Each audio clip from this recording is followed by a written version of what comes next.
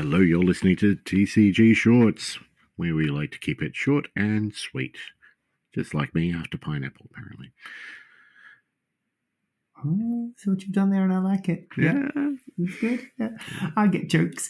Yes. All right. Here is a bit of a conversation that stemmed off a gaming Ignite the other night. And the clickbaity thing I will throw out there as a question at the start is disposable income a hobby killer? That is totally a clickbait title. I know, right? How good is it? It'd be even better if we get to the end of this and we don't give any definitive answer. That's even better. Yeah. Actually, what it should be is disposable income a hobby killer? You won't believe the last answer. 8 out of 10 housewives can't tell the difference. No, what? I'm getting confused already. Yeah, 9 out of 10 orphans can't. Anyway. So, where this come from, a little bit of context. We were having a little bit of a chat after games on Tuesday night. And as an aside, we were talking about the getting into the hobby and what got us in and those kind of old, we put on our rose-coloured glasses and we had one of those. Funnily enough, we realised during that conversation that there is a very good chance that Yelv and I had been playing in the same garage against each other during high school and have not put that together until literally this week. The question here is how many people were in that garage? Because if it was just 2, then you guys are idiots. Well, we were talking about playing games and it turns out we went to the same high school. He remembered that. I did not. You don't remember your high school? Oh, I knew that I went there, okay. But that's about all I had. And he was I think he was a year above me, because he's old. But we were talking about playing fantasy and then playing Necromunda and stuff, and having accessible games because you could always go over. And one guy had the Necromunda terrain in his garage. We spent a bunch of time there, and there was kind of a pause. And went, wait, whose garage was that? No, I played Necromunda in that garage with this guy and that guy and blah, blah, blah. And so it turns out, we were literally playing the same games with the same people and have not realised. First of all, that's crazy. I love it. This is such a small town. It's still terrifying. But anyway. Incest is best. Keep going. So, wistful games, nostalgia, all that stuff. And what this made me sort of remember is as a little high school student saving their pennies to buy a thing, you would buy, you'd save up and you would buy a model, and that thing would be the best thing in the world. And you'd go home and you'd bust it out and you'd assemble it and you'd paint it and you were doing this one at a time because that's all you could do. And every time you got something, it was the best thing in the world. And it was one thing. It's that kind of thing. And then even playing games, I remember having to get creative going, right, well, we're playing fantasy. I'm going to need some hills. What have we got around the house that I can make some hills and some forests and some buildings out of? And let's cut up some cornflake boxes and that kind of fun.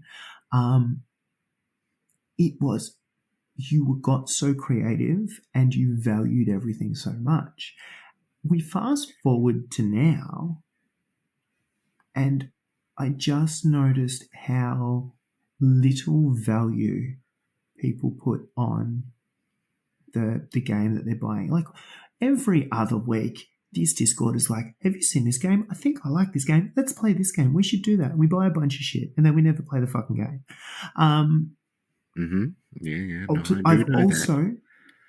I've also a lot of, I'll buy this, but I'm going to need to buy a mat and some terrain and this and these dice, and it comes with Malibu Stacy has a new hat. We need to get that, or we can't play. So I've also seen that where not having all the stuff doesn't make you create or find creative solutions. It actually just stops you doing the thing. And it was just an interesting little kind of side note as to going, actually, it is a lot more. So what adult money lets me do is buy the things that I want to do so I can still have a hobby. But can I do it too much? Like, is that actually something that... I think, see, I'm seeing and I'm remembering all of what you're talking about. Like, when I was young, 14, right? Mm-hmm. I lived in the UK, and I could go to a GW and I could buy a game like Blood Bowl, a box game like Blood Bowl, with a month's worth of my pocket money. Mm-hmm. It was not nowhere near the prices. Blood Bowl was like the equivalent of $50, right? Mm-hmm. For the box set. So I would go in there and I would buy the most random stuff, but it would be fantastic, and I wouldn't be able to buy much, but I would buy the random stuff. Like, I had a Chaos Space Marine sitting on a Juggernaut, and that was my favorite model. I didn't have an army or anything to use it in, but it was my favorite model for God knows how long. I've still got him, actually.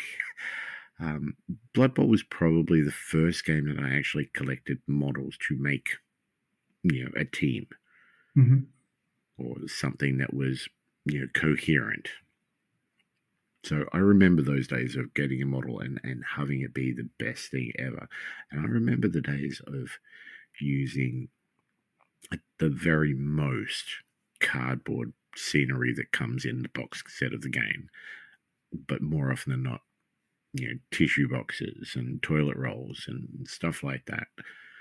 And I remember the fun. I remember the That's why I still play these games, is because of the fun that I had back then. So I get that. I also love adult money. Oh, how good is adult money? And I should not be trusted with adult money. We were literally talking before we hit record that this would be literally the worst financial advice show in the world. Oh, God, yes. I think I am definitely guilty of a lot of things that I should not have bought. I will be the first one to say it. And, sometimes I get rid of things and sell them off. And, sometimes after that I regret that. And sometimes even end up tracking them down again. Literally every time I've done that, I've regretted it. But I think for me,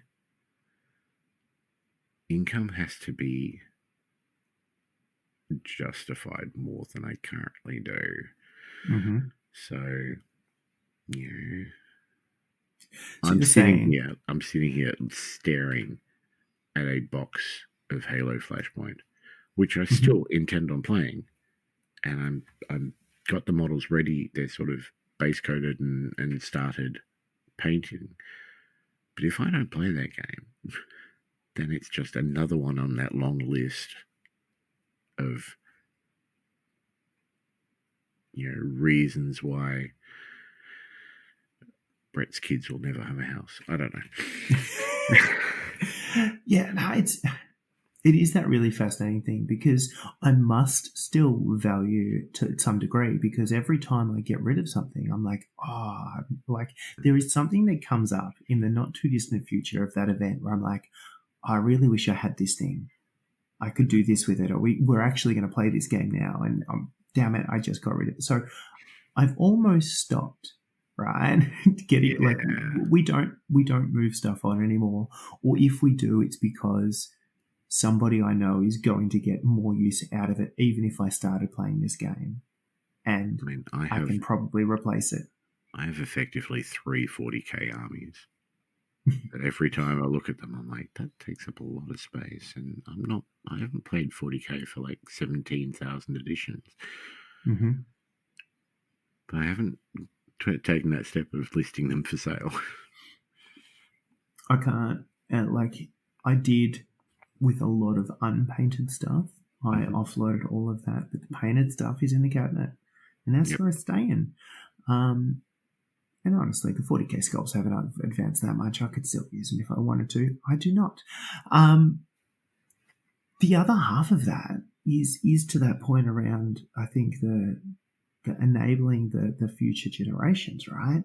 Because I remember how much I got excited about the thing I bought. I went into. We didn't have a Games Workshop here when I was getting into it. We had the Mind Games was the hobby store. So you go into Mind Games where it's actually where Games Workshop is now. It's always been a hobby store. It's just its destiny. And we go in, and you'd buy. I remember just going in and buying like a blister packet of something, and you'd be like, "This is unreal." If I think about me enabling my kids to get into the hobby, what do you want? Yeah, I can make that happen. Done. And I am bad enough for me going, I wanted the thing. I have the adult money. I'm probably going to get the thing. If I have one of my children saying, I'm interested in the thing that you're interested in, my God, I'm going to not be able to restrain that enthusiasm. But I want them to be sitting here in 40 years' time going, I really was excited about that. And it's a really tricky line to draw. I don't know the answer. I really don't. No. Existential questions with us. It's pros and cons. Look, incidentally, I bought my very first death metal album at that GW in London. Where they had like the old Bolt Thrower. That was it. Albums, yeah. Bolt Thrower, Realm of Chaos on picture disc vinyl. I picked up from behind the counter at a GW. And I put it on, and I thought, this is on the wrong setting. Why is this so fast? No, so I changed it to the other setting. I'm like, that's not much different. And yeah, it took me a while to get into that, but neither here nor there. No. Anyway, that's our question for you, dear listener. Yeah, if money you is come the up with root of an all answer, evil. come up with an answer. Please tell us, because we don't fucking know. I don't fucking know. It's just, as I said, it's just a different way to do things. Fundamentally, I still get super excited about things. Mm-hmm. Incidentally, I did see a comment in a Facebook thread the other day that it was basically guys that were making Malifaux videos. Mm-hmm. And they've just thrown a thing on going, hey, we've just started making Moonstone videos. We've started playing this. And I just started looking through the comments. That's all I was doing. I was just having a little peruse until there's a little comment, someone goes, yeah, we're playing Moonstone. It's like Malifaux, but smaller and less complicated. Oh, fuck. We're in trouble. Oh, shit. We've already talked at length about how pretty the Moonstone models are. Yeah. Don't tell me it's Malifaux, but simpler. I don't need that. I mean, you don't have that much experience with Malifaux, though. You never really played it, did you? Oh, dear. Anyhow. Later. See how easily I am? Gotcha.